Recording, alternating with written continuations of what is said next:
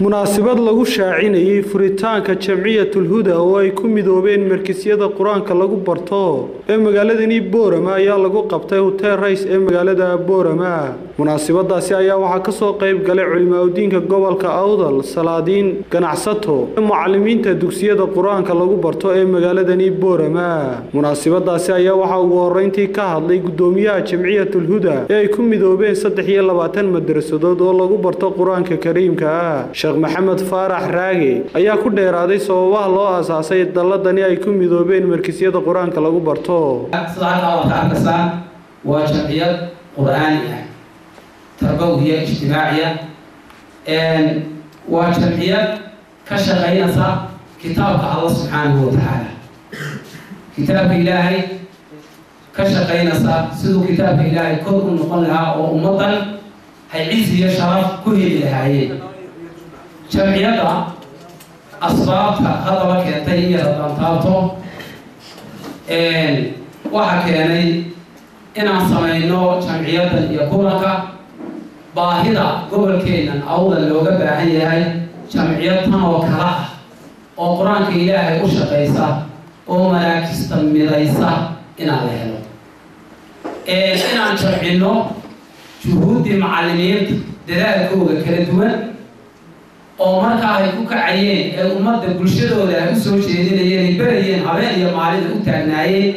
oo macallin kasta dhinaciisa uu ka dadaalayay inaan juhudi meel isku keeno midayno way midho badan buu macallinka soo saarayay sanadkii fara badan arday badan buu macallinka soo haya intaas oo macallimiin baa dhigtay maraakista quraanka maraakista tahfiidka quraanka kariimka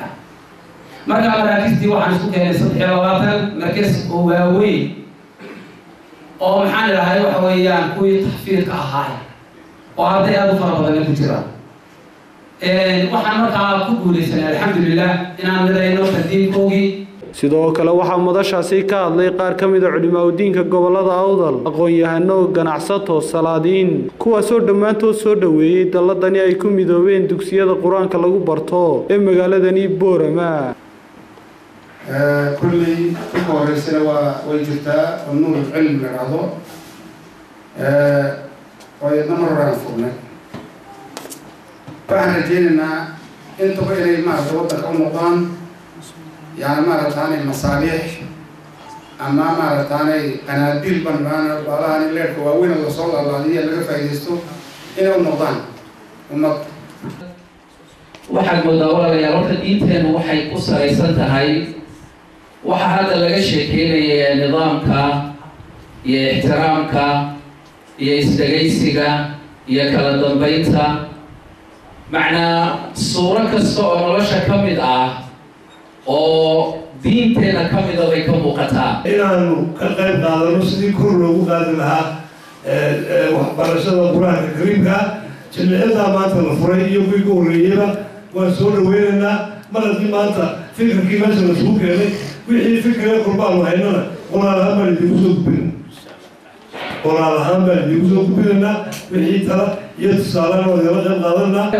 insha Allah tagar istaagno inta teela anoo runtii maxaan ku xaweyday dadaalku maxaan ku noogu yeelay dhinac walba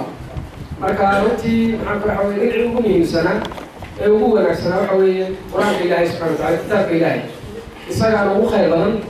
waxaan maxaan ku xaweyday ragga maanta horteeda ka muuqday wiilasha gabdhaha runtii iyo maxaan ku xaweyday cid walba maxaan ku xaweyday aan maxaan ku jirin in Ilaahay subhanahu wa ta'ala kitaabkiisu yahay kaliya badanka waan ku wada si kastaba ahaatee waa markii ugu horeysay ee ay markiisyada quraanka lagu barto ee magaaladani Boorama ay sameystaan dalad ay ku midoobeen. Khadar Maxamed Xasan Labaqayle, TV-ga caalamiga ee Somsat, magaalada Boorama.